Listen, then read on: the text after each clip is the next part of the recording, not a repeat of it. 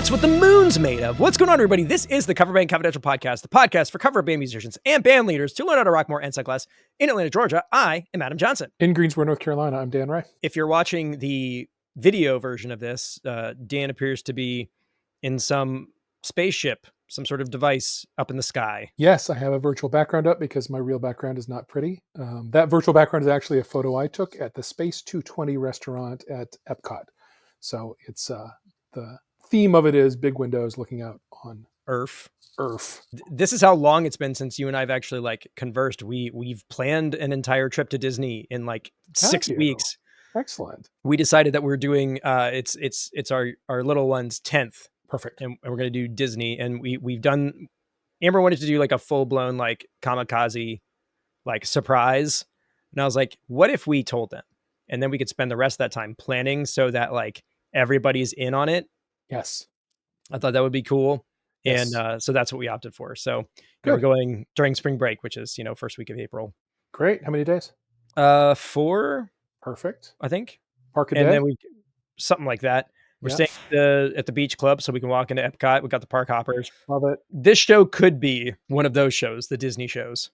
Easily. But it's not like there aren't enough of those already. Really true. I will just say, if you ever have, I've always got plenty to say about Disney. So if you decide that it's time, I have a lot to unleash. Yes, when we decide that it's time to make actual money, we'll flip formats. That's right. Look out, AJ. If you want to know what's coming. Hey, she's been our number one resource for this whole time. So for sure. Shout out to AJ, Disney Food Blog. There's a new book coming out. It's not, I don't think it's out just yet, but it's about Disney adults and the Disney adult culture, which I'm pretty excited to read, actually. Fascinating stuff. It rings a bell for me. But listen, we're bearing the lead here. Dan, you're back. How are you? I'm back. It's not my back. It's my foot. Ugh. Yeah, I'm good. I'm fine. The surgery was, as we're recording here, it's Tuesday the 11th. So surgery was a week ago Friday. And I haven't been in any pain in many days. I think I stopped taking the oxycodone and gabapentin. And I haven't been taking either of those for now, I don't know, 6-7 days, something like that. So you're going to save those for a rainy day then? I guess. I don't have big plans. Some party, I'll pull them out. I don't know. The oxy chills me out nicely, but the GABA is like a nap in a bottle. It's amazing. It puts me right down. Hey man, don't tempt me with a good time. Anyhow, foot pain's done now. I just have this splint on that I can't get wet and can't put weight on the foot. And that'll be the case for the next 5 weeks. Well, it's Tuesday. It'll be 4 weeks on Thursday. And this is level out. We're not like days and counting and weeks and thinking and planning. 2 weeks from Thursday, they'll put me in a boot, not a walking boot, but a removable boot, so I can take it off to take showers. And then I'll be in a walking boot 3 weeks after that, and incrementally putting more weight on it. I also can't work the stairs, so I'm sleeping downstairs here on the pull-out bed in the family room on the sofa here, which is pretty good, pretty comfortable. We bought a foam topper for it that helped. And then during the day it folds up and I sit on the couch and work from the couch because I can't elevate my foot properly at my normal desk. And my wife gets to work 2 hours before I do. I'm still asleep when her day starts. So she's taking over my desk.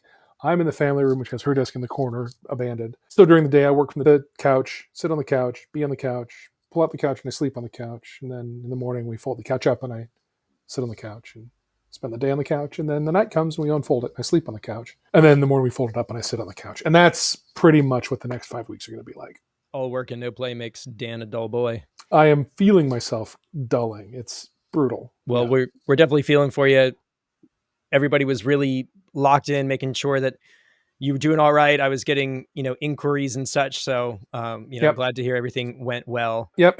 Total textbook. We had the first post-op visit with the doctor on Thursday and x-rays and stuff, the before and after, clearly it just did exactly what it needed to do. And now it's just about healing. Awesome. We are going to need to do it on the other foot. Yes. So this is what 2025 is going to be about for me. I'll have a few months between procedures where my left foot is getting strong enough that I can hop around on it, like I am on my right foot right now. I got a wheelie scooter, a knee scooter, whose name is Helen Wheels.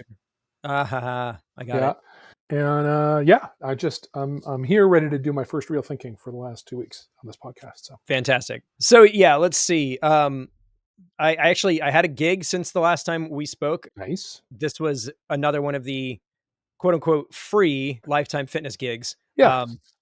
And I saw something that I had never seen before and maybe never will see again. I saw a person get fired from a gig that doesn't pay. Oh, The planned format of this gig is that two people will come in doing 90 minutes each, starting at a particular time. I opted to take the second one because it just gives me time to get out of work, grab my gear, get set up and all that jazz. So there was a person that was playing in front of me. The person showed up late and then proceeded to play questionably. I was trying to come up with generous words to say, and what I can say is that they were putting their 10,000 hours in. Ooh. And so as we were wrapping up, the lady who booked me was like, "Yeah, that's going to be the last time they do this." And so I mean, that's truly a feat. I've never seen it before, where Yeah. there's That's literally very little exchanging hands, but still bad enough that they don't want to pay you nothing. you can't even get the job for free. Brutal. I don't know if there's necessarily any lesson to be learned from that, but it was definitely something I felt like mentioning. Well, maybe do your rehearsal at home, not at the gig. Yeah. Or make sure that you don't, there's something to be said about sticking your neck out there and taking a big risk Sure. to see if you actually are cut out for it. But there should be at least a little bit of foundational work done on the front end before you take that leap. Yeah. Anywho, the next thing that we've got coming up is this Friday. It's our first band gig of the year. It is an 80s prom on Valentine's Day. Nice. The pitch was, well, we've done the hard work for you. So we're getting all of that ready. I'm trying to start compiling stuff to make sure that I don't forget things because it's been a minute. I feel like we're a little bit out of practice. Speaking of practice, there won't be any rehearsals between now and then. We are trying to add 2 songs for this gig, and I had asked Dan this during the pre-roll. Yeah. But I told him not to answer it. So 2 new songs, Valentine's Day, 80s prom. What are your guesses of those 2 songs? Okay. My first guess is "Take My Breath Away," Berlin. Okay. And my second is, I don't know. Do you do "Hello"? We don't. Give me a hint. Are they slow jams? Are we talking belly rubbers here, or are they bangers? I would say one of them is a slow jam. The other one, not so much. Okay, I'm gonna stick with "Take My Breath Away" for the first one. Okay. Second one, oh, I can't. My brain's empty. The problem is that we could do this exercise probably 20 times over, and every answer that you gave would have been correct and still not the right one. Sure. So the 2 that we're adding are True by Spandau Ballet. Great, love that song. The second one is Time of My Life, Jennifer Warren Okay. dancing. For sure. I really hope you have people in the crowd lifting their girls up over their heads and stuff. Like that's got to happen. Listen, these 80s proms, we can't be doing that kind of thing. Because we're all too old. The foundation is a bit frailer. Yeah. I don't want to put that on anybody. Yeah. Yeah. I don't need to say, last thing I want is like people coming to our gigs and then, having to go to the ER. Going home broken. Yeah. The only thing that isn't locked down just yet is that the karaoke version of True is the album cut of True, which is 5.5 minutes. Oh. No, yeah, I got to prune that down. So Joey, who's building the tracks on these, sent it to me, and I was like, there's got to be a better cut than this. This would be an absolute eternity. There's like 3 beats in that entire song. Yep. And you do most of them like within the first 20 seconds. So you've really got to keep things moving. Yeah. There's some nice guitar chords in that one too. Yep. Some juicy things. And tastefully played, right? It's all kind of offbeat. Yeah, I mean it's a lot of fun. And the we opted to do like a big intro for Time of My Life, doing like the horn line kind of in the turnaround, the do do do do do do. We're gonna do that at the top. Okay. And then go into the time of life. Are you gonna close with that one? Undecided. It feels like a closer to me. Well, we need to go into the sound check and make sure that we had it. Oh because yeah, you don't want to flub your closer. That's a good point. that's the only reason why it wouldn't be a closer, or right there at the end with everything else. Let's see what else. The as you may have noticed, my throat is definitely scratchy, and Mm, that's just I made it from NAMM without catching anything, and it was just the kids in school and things. So I'm getting the sore throat post nasal deal that's been making its way through our house. yeah. Well, and the rest of the country. Is there a NAM crud? I've been to conferences that have a traditional sort of everyone goes Yes, home sick. the Yeah. term is NAMthrax, and Okay. I feel like it varies from year to year, but I can say pretty confidently this year that NAMthrax was in fact COVID, because Yeah. that seemed to be what everybody that was around me was testing positive for when they got back. I somehow managed to dodge that, luckily. Okay. But speaking of NAMM, I wanted to kind of like switch over into something that like a absolute glaring omission on my part. Talking about this trip to NAMM and back, it was sponsored by Sweetwater, and in conjunction with that, there is a giveaway that we are sponsoring, or Sweetwater is. Exclusively for followers of the people who stayed at NAMM House. So we're going to put the contest link in the show notes. You can get yourself a Squire offset. It's white. It's gorgeous. You You should should. definitely, and it Gorgeous. literally just put your email in. That's it. You have until February 23rd. So even after this episode comes out, you've got almost a full week to register for winning something free. Compliments of Sweetwater. Click that link. Thanks. Do that thing. Absolutely. So one other thing that I just realized is that this is also going to be the maiden voyage of the wing rack. Cool. It's been down in South Georgia with our production guy. We did the deal where we split the rig in half. We'd used that. We tested it at a live band karaoke thing, worked great, and so all we had to do was swap out the X32 for the wing. The guy who built the rack has had a profile that was kind of loaded from another gig that he had, and then he customized it for us, and so it's loaded in. Hopefully, not a lot of issues getting gain staged and everything on its first run, but Yeah, coming into a sound check with a totally blank preset is there's some work to do. so fingers crossed, it's no big deal. And I would love to report back that like, man, this made all the difference. So Cool. I'm Yeah, I'm excited to I'm hear. hopeful. Yeah, it's awesome. And then one last piece of housekeeping before we dive into the main topic. I was made aware by our merch fulfiller that we now have hats in our merch That's store. awesome. So I immediately ordered a trucker hat with the Defend Dad Band's artwork on it. And it is currently somewhere between here and there. And I can't wait to see it. And if you're interested in that, not all of the designs are available on hats just yet. I've got to probably retool some of them because of the set dimensions and everything.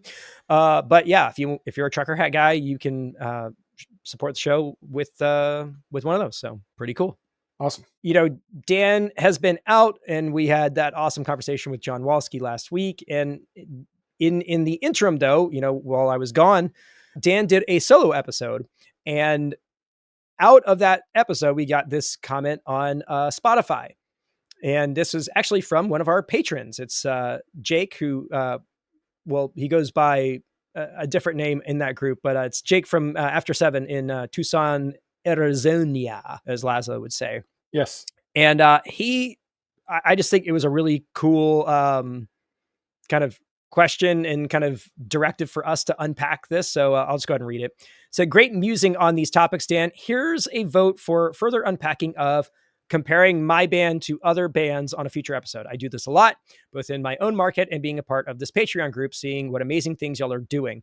It both pushes me to be better and improve my band, and also spirals me into a bad headspace. Yeah. So something you said knocked something loose in Well, him. it was among the things that had been learned in that episode. It wasn't the one I focused on, but it was there in the comment on the Patreon that I was responding to in that podcast, and it was really just as simple as don't compare your band to other bands. Was how it was said, and I found that definitely to be true in my life. Always, it's like the Buddha says, desire is the source of all suffering, and how you have desires by seeing something other people have that you don't, and if you can avoid doing that, why, you're on the path to enlightenment. Sounds great.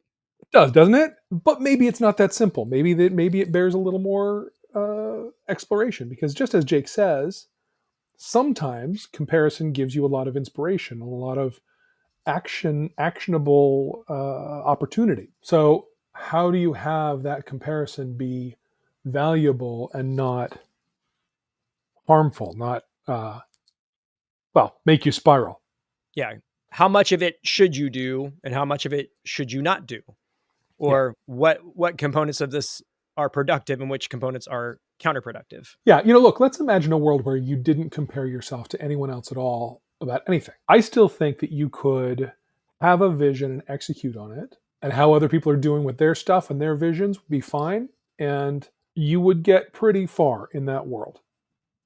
But it's also true that, when we see people who are at the top of the game, and there we have a few in the Patreon Slack, we call out Pork Tornadoes obviously for that sort of category, but they're not the only ones. There are people who are doing great big shows who've joined us on that, and have a lot of big ideas for how to get there. And it's always really amazing to look at that and think about, like, it wasn't that many years ago they were exactly where I am. It's not like, I'm sure they'd say that there was some luck involved along the way, right place, right time, that kind of thing. But also, there is just having a goal and putting your head down and taking the next right step every time, Yep. or the wrong step and learning from it and coming back and reorganizing.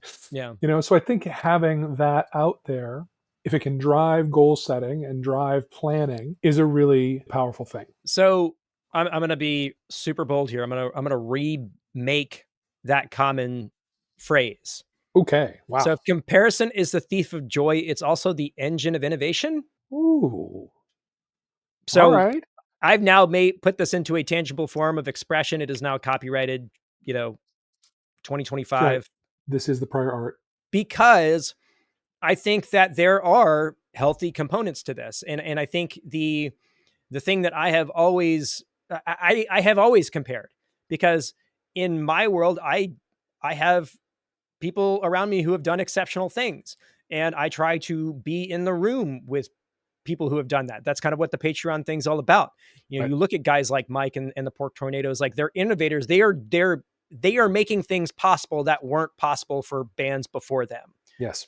So it's important to have, you know, things to aspire to, because bands like that and groups like that are kind of showing you what can be done. And you should pay attention to that, because if you can distill down the thing that made them successful, then you might be able to parlay some of that yourself. Right. And it also is a great way to build up ideas. If you want to launch something from the ground up, let's say you wanted to create an 80s project, and book a date for it and execute it. Well, the best thing for you to do is to look around at every other 80s band that you've got, some kind of access to, That's and right. see what are they doing? Yeah. What are See they what you can using? steal. I stole boldly in that mission. You are on my band helper account still. Like, I am. Yeah. there's so much good information out there. So going and doing research, you know, find find bands that are killing it and see what they're doing you can put into what you're doing. It doesn't necessarily mean that you're on the same trajectory as they are, but it is going to inevitably make your project better, because you are bringing in new information and you are trying new things and you are innovating and elevating the quality of the thing that you're doing, and that's Yep. important. Yep. So don't not compare. That's not the rule. But also, don't compare. That's an excellent point. I hadn't Yeah. thought of it that way. For me, and it's not the people at the peak of it that I don't see myself in until I go look and then I see that there is a path, or I can get inspired by. It's the guy who got the gig that I want. It's the guy who's more on my level, that Right. I'm in competition with. I've known their band for a while. They're pretty okay. How come I'm not playing this weekend, but they are? That's where I find I it gets unhealthy for me to compare. So what you're thinking about is like maybe like a vertical versus horizontal strategy. Sort of like that. Yeah. I mean, it's the people that you are in competition with for the finite inventory of gigs in your market. Though we operate from abundance. Though we operate from abundance, there is also the reality called only so many venues, only so many dates. And I think you can still draw inspiration from people that you are in direct competition with, but it does tend to be when I go down a rabbit hole about something somebody's doing that I'm jealous of, or that I resent their luck about, or something like that. It doesn't happen as much anymore, but it used to, really used to. Maybe the hint is there's nothing actionable in my feelings about that. It doesn't leave me in action. It leaves me out of action, actually. Okay. And that might be a good trigger to use to know whether that comparison is worth your time or not. The thing that I keep thinking about, because you're talking about direct competition, and I think one of the things that is kind of cool about our community and just like the proliferation of this kind of music and these kinds of bands is that drawing inspiration in a local scene can be construed as co-opting, stealing information, Copycatting, for sure. copycatting. Yeah, it can tarnish your reputation. The cool thing is that you can find other bands at any level, anywhere in the world, and see what they're doing and use their ideas without anybody even noticing. So there are ways of using the positive parts of comparison without suffering the negative consequences of doing, I guess. 100%. No, yeah, if you bring some innovation to your market, I guess it's polite to credit it if somebody asks, but there's no comparison prison. Yeah, The cover band cops aren't going to come drag you away. exactly. And I'm always game to be like, oh yeah, I saw somebody else do this, Sure, because I of just don't. course. I feel like, because some people feel like the only way that they can be perceived as clever or smart or a good business person is if they come up with all the information themselves. They Right. they landed on their own conclusions. To me, I think having resources and having networks of people and multiple sources of information is much more valuable. I'd much rather talk to somebody like, oh, you need to read this book. Oh, have you seen this? You should listen to this podcast, where it's like they're plugged into the things that I want to know about. I'd Right. much rather talk to that person who just feel like they're a good aggregator, or uh, what's the word that I'm picking up? Curator Mm. of information. Yeah, well, yeah, and it's also really true that there are no new ideas. Think of the Pork Tornadoes as big innovators if you want. What they're doing is bringing a touring band level show to relatively local cover band gigs, right? And that's been the trick. That's how they've elevated their show, and that's where they're at. Obviously, the social aspect is massive too, and but again, that's not they're not the only ones doing that in the Yeah, world. but it is the thing that differentiates them from a lot of other groups. That's right. And there are fewer people in that echelon than there are bands in our echelon. There's somebody said about all of those things. The thing I think that works for me is that with all of these comparisons, with all of this information, I think you just need to be honest about what it is that you want, and what quantifies as success for you. And I Yeah. think that's the thing that a lot of people struggle with, is that they think that what their perception of success looks like is 100% externally validated. So I am successful if other people think this about me, which means that you never quite have that answer, though. You don't know what that is. And so I feel like you're going to be way less satisfied with the work that you're doing, and the stuff that you're trying, if you don't have any way of measuring it against your personal wants and desires. The thing that I feel makes comparison beneficial for me is that I know what I want out of my projects. Right. And I also know what I don't want. Right. See, without that, you're on a treadmill. Mm-hmm. Without that, you're constantly like looking for the next thing that'll finally get you there, there, whatever nebulous, undefined there-ness there is. Mm-hmm. And then you get that thing, but it still didn't do it. So you got to find the next thing that'll get you there. It's just the satisfaction is always running away from you. Whereas you accomplish something, play a really great gig, and it completely ticks all your boxes of what you call a great gig, and Like there's nothing, all these worlds are yours. That's really what I wish for everybody who listens to us, is that they are in real clarity about what's working and what's not working about their projects, that when it's working, they have the full experience of the joy and satisfaction and peace of that accomplishment. And when it's not, there's a really clear path for them and a clear vision about what the gap was and how to work to close it. And I can say with authority that even the people that you would perceive as successful as you could possibly imagine, a lot of them still don't feel that satisfaction For sure. level. For sure. It's hard to turn that off. Ambition. I was listening to Mark Maron's podcast. He interviewed Ariana Grande today. He's like, I wrote this down the other day and it said, ambition is not a point of view. And I Huh. was like, holy cow. Mm. What a fantastic perspective. Being ambitious, it's not good or bad. It is a state. And that level of discomfort is the thing that drives those kinds of people. Yes.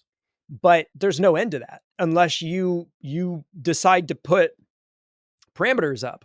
Yeah, or if you can define sort of mileposts of intermediate satisfaction, Right.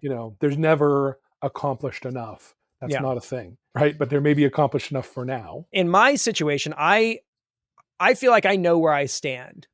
So if you walk up to me and you go, "Are you in the best 80s band in Atlanta?" I would say, "No, probably not." And I could name 2 or 3 groups that I feel are further along, more successful, whatever, and provide good reasons for that. But I don't necessarily look at that and go, that's what I want, because they're also doing things that I'm not interested in. Bands that are traveling a whole lot and doing, where they're on the road more than I would care to be.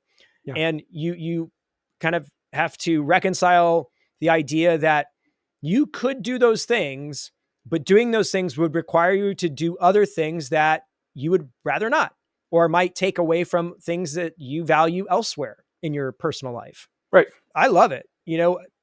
If people say, "Oh, I went and saw, this band," I'd be like, "Yeah, no, they're awesome." I hope you enjoyed it. Yeah. And I haven't always been that way. It does kind of come with experience and time. And so, would it be cool to say that you're like, "Oh, I'm in the biggest 80s band in Atlanta"? Sure. Yeah. I mean, that would be a cool thing to have. But what I have right now is awesome. Yeah, And and it fits. It's the level of big that you've chosen, yep. and you know the trade-offs, and you've chosen the trade-offs. Yep. Because I know what it would take to get to those places. I'm good. And it doesn't mean that I'm not trying to add things and be creative and find new things to do, because I am. I'm just not necessarily looking for whatever that brass ring is to people in other groups. I'm good. You're good. And that's a nice place to be. Yeah. So I would say comparison is a thief of joy, but also the engine of innovation. Love it.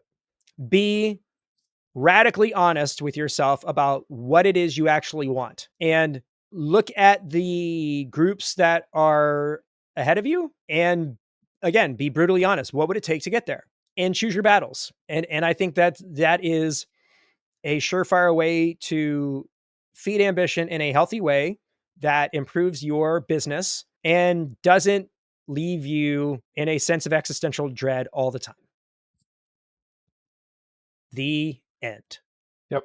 Perfect. But, we could just be entirely full of it. So if you think that you've got a better handle on this, let us Yeah, know about it. please. Coverbandconfidential@gmail.com. That's what we want to know. We're only as good as the information that we put out. And again, I want to know as much information from as many people as possible, and, spread the good word around. Listen, Dan, so glad you're back. Yep. Me too. Lovely conversation. Yes, indeed. This is, we're at the base of the mountain, and we're just on that slog. And I'm saying we, like I'm doing something and I'm not, but I'm scooting up the base of the mountain. Helen Wheels and I are scooting up the base of the mountain. let's go. This is a great perspective. Like, what is what is this process? How are you going to navigate this term? Like, are you going to, are you going to be able to achieve the goals that you had set before all of this? Have those priorities changed? Like there's some there in Yeah. this journey. Yeah. And it feels infinite, and it's not. Dude, we suck at time. We suck at time. I'm 2 days away from being a third through this. It's like, it'll be over before I know it. And if life is long, then yeah, this is incredibly short. Yeah. Let's wrap it on that one. I like it. Guys, thanks so much for tuning in. We appreciate each and every one of you. It's good to be back in a bit of a rhythm here. I've been solo parenting. This is the closest thing that I'm going to get to poker night this week. And I'm glad to be here. So if you like support the show, you can do any of those things. I'll go ahead and call it for this week, though. In Atlanta, Georgia, I am Adam Johnson. In Greensboro, North Carolina, I'm Dan Ray. You've been listening to the Coverbandconfidential podcast for the week of February 14th, 2025.